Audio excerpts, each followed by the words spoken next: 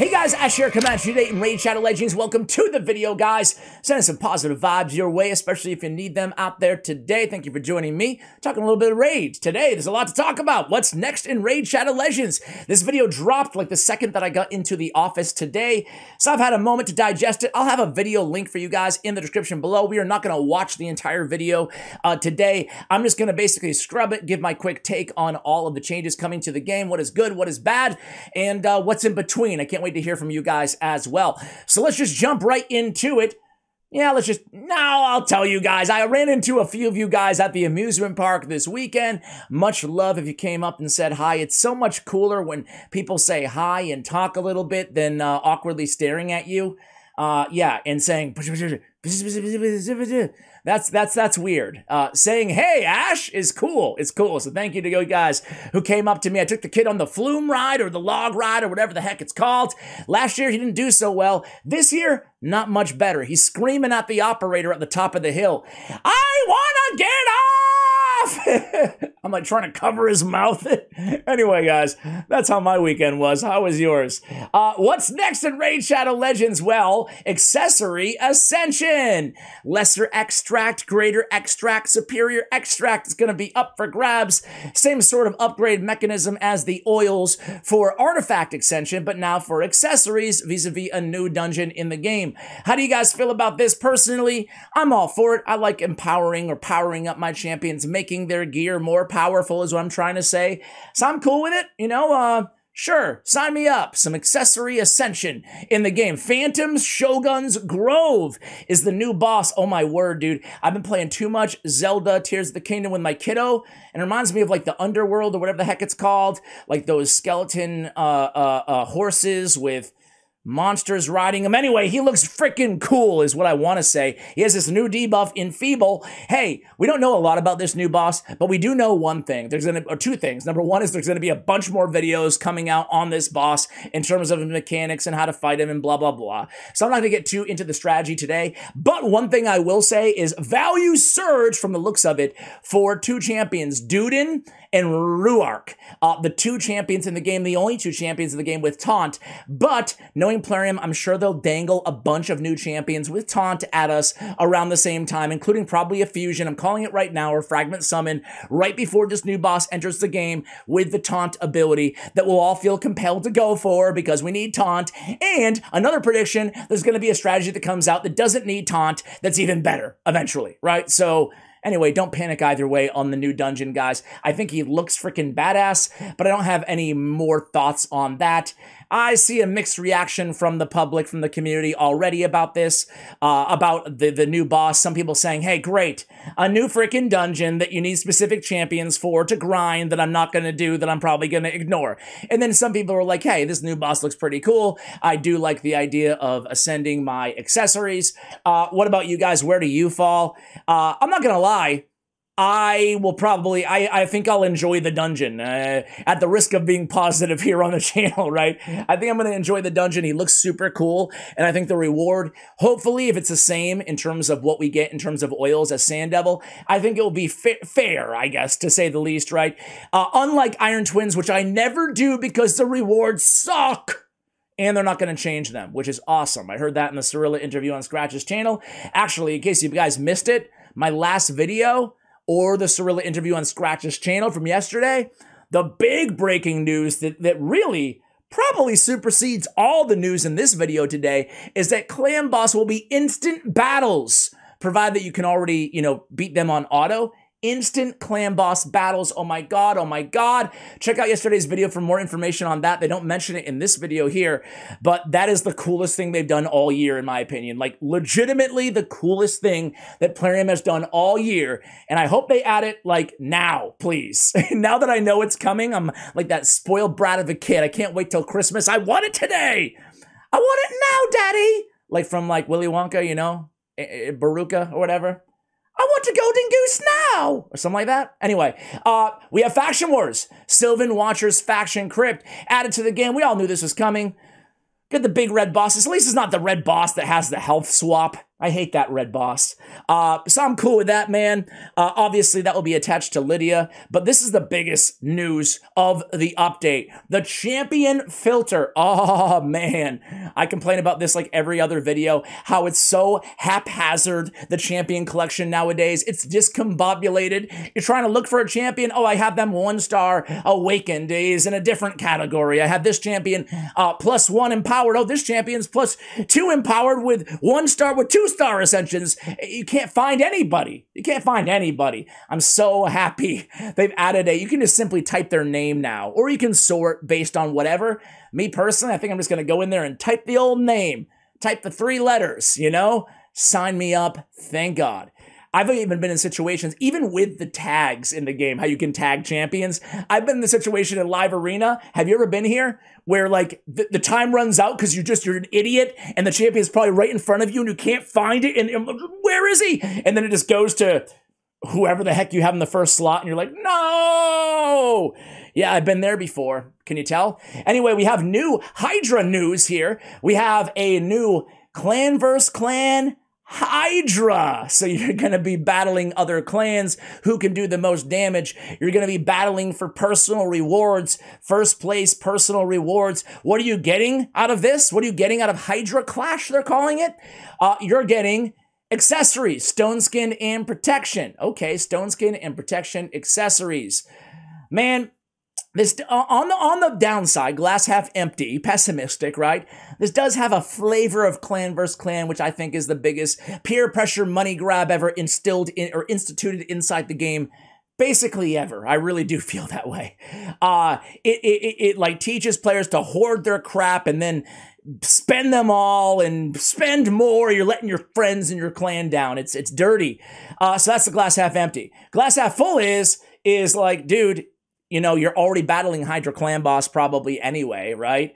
And hopefully your clan is like halfway decent. And sometimes if you don't, you know, give a lot of peer pressure and ban people and kick people from the clan and it doesn't, you know, cause arguments or whatever the heck, right? If you just kind of have it in the background and over time you start racking up some stone skin accessories that previously you weren't getting, you know, like that's cool to me, you know? So glass half full is, hey, it's stuff that we weren't already getting. If you don't stress about it, then that's cool. I'm cool with it, okay? So what are we getting out of this? If we have a whole 9-piece protection set, we're going to be getting 75% buff protection. And let me fast forward a little bit here. And 5% more damage for each buff on the champion who's attacking. Wow. That's very interesting. So I could get like a 20% damage boost. Wow. Off of having 4 buffs. That's pretty freaking strong, guys. That is pretty strong. We're getting resistance, 8% speed as well. I think that this is going to be, I'm not a fan of protection in general. I think it's an average, slightly below average artifact set. Certainly can't stand next to Stone Skin. But now with this add-on, now we're talking, man. Now we're talking. That's very strong. And think about it this way. Currently in the game, there are no accessory sets. You know, we don't get any bonuses for 1, 2, or 3 accessories of the same type. There are no same types, really, you know? Well, I guess you could say that it stacks, you know, if you have, you know, some of the special accessories right now, they do stack, like reaction, for example. But I'm talking stat bonuses. Like, that's really, really cool. So I think that both Stone Skin and Protection will be very, very good in terms of added to the game. We get, on Stone Skin, you can see what we get here. Let's go back to it. Plus 25% Stone Skin Shield, 40 resistance, and 8% HP. I will say on this one, the 25% Stone Skin Shield, I don't know. The Stone Skin Shield is already OP, dude. You don't need more power to it, to me. I'm more compelled by the stats. I will say that I don't think this is going to be like extra broken or anything like that because Stone Skin is already so strong in the game. And I do think that leads me to kind of my last point of the video, which is I would love to see, maybe it's through the bomb mechanic a little bit more, you know, in terms of how that works. Something to combat Stone Skin. Stone Skin is such a strong, prevalent force inside the meta, and maybe it's just the buff removal. Maybe that needs to be tweaked just a little bit, or the Stone Skin removal. I think that would probably be, in my mind, the best solution here. I don't want to totally nerf Stone Skin, because I think the Stone Skin, honestly, people dog on Stone Skin. I think the top comment on the video is like, oh great, now Stone Skin's even more broken, blah, blah, blah.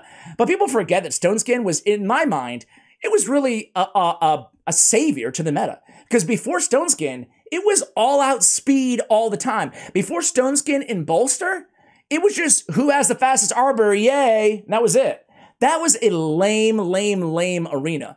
That was more pay to win than what it is right now, because all the Krakens would buy every speed artifact set in the shop ever, and then just keep rolling them and reworking them until they had 450 Arbor or whatever the heck. And then that was it. And if you didn't go first, you were screwed and you lose. Now, at least with Stone Skin and Bolster, I think, honestly, it's easy to complain about the here and the now. It's more difficult to look back at the way things were and recognize how much better things are now. So personally, I think that they were very good for the game, right? I know that's controversial. I know most of you are going to disagree with me, but hey, here to share my opinion, damn it. I think that Stone Skin is very good for the game. However, I think it's probably a little bit too strong. What I would like to see is the removal of Stone Skin go from a 50% chance block removal to a 40% chance block removal. Doesn't sound like that much, and Stone Skin will still be incredibly powerful, but it would give a little bit more room for champions like Madame Ceres, for buff removers to creep back into the meta a little bit, a Sathalia, for example, right? The problem is that with a 50% chance of removing Stone Skin inside the game, it's not enough. It's like, or it's too much to justify wasting a spot, in my opinion, on a Madame Ceres. For example, if I was running a Madame Ceres and the entire team was on Stone Skin, which happens a lot more nowadays. Like I run into teams that are all Stone Skin all the time. I don't know about you guys, but if I'm running into an entire Stone Skin team, I mean, there's very little shot that I'm going to remove it from 2 or 3 champions, let alone all 4, right?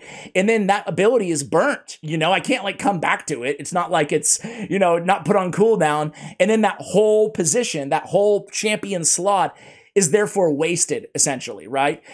So I would love to see that just tweaked down a little bit. I think that would give a little bit more space for the buff removers to re-emerge inside the meta at least a little bit. So anyway, guys, I'm going on a little bit of a tangent there, but there we have it. That is the update. We're seeing new champions added to the game as well. I have to say here, guys, my favorite part is definitely going to be the champion filter. I don't know how I feel about Phantom's Grove. He looks cool. And everything else, the Hydra Clash, I think that for the most part, there was more good than bad in this update. I think the bad of this update, the bad of what's next, is what wasn't mentioned. What wasn't mentioned, right? And that is, again, well, the Hydra, God, I wish they would mention that. That's the best, or not the Hydra, the clan boss. That's the best thing, the instant battles, right? But I would love to see, you know, I'm being a little bit picky here or whatever, but I would love to see them go a little bit more in depth with where the game, okay, so we hear you loud and clear. Cirilla even said it multiple times in that interview yesterday with Scratch. She said all this stuff, the Ascension and the Awakening and everything, we're all building up to one massive PvE update. Massive. Like the game's never seen before. I added that part, but it sounds more dramatic. Like the game has never seen before. So I want to see, I think it's time, maybe I'm being greedy here. I want to see a little sneak peek, a little taste of what they have in store for us in terms of this map. What is this all gearing up towards, you know? So that's what I wanted to see from the What's Next in Raid. They didn't really give us any of that. They gave us, you know, what we already kind of knew with a really cool quality of life bonus on top of that, like the new faction crypt and stuff like that. Like, we get it, man. We know that's coming. I also like to see more quality of life. I'm being greedy, but the same problems still exist. Now, the clan boss, demon lord, auto battle, whatever the heck it is, instant battle, is going to go a long way to helping time inside this game. That's good news, especially with them adding a new dungeon, because there goes our time. It's a trade-off, right? But I would still love them to see, to increase our champion collection. You know, it's crazy, man. The amount of work we have to do just to pull shards and move all our champions around. I think they could really do a lot better with a tavern as well. How arduous it is to turn one 3-star champion into a 6-star champion, all the clicking and the tapping and the all the stuff you have to do, you know, there should be just an instant thing if you have all the resources, right? And then last but not least, man, add some accessory or artifact increase. 700 is not enough. It's not enough. And they keep adding more stuff, more artifacts, more accessories. Just increase. Is it that hard? Is it a data thing? Am I not understanding something? Is it that hard to just go into the system and put 800? 1,000. Like, is it that hard? Does it need development? I don't know, man. I plead ignorant, but in my little pea-sized brain, it seems like, come on, give it to us. So the bad is honestly what wasn't here. How do you guys feel about everything? Overall, I remain pretty optimistic, man. I think that Raid is the best gacha game by far in the world. I'm a little biased here. I have a YouTube channel. You might have heard of it. But I really, truly believe that. Otherwise, I wouldn't cover it. All right, guys, that's going to do it for the video. Thank you for watching. And as always, take care, guys.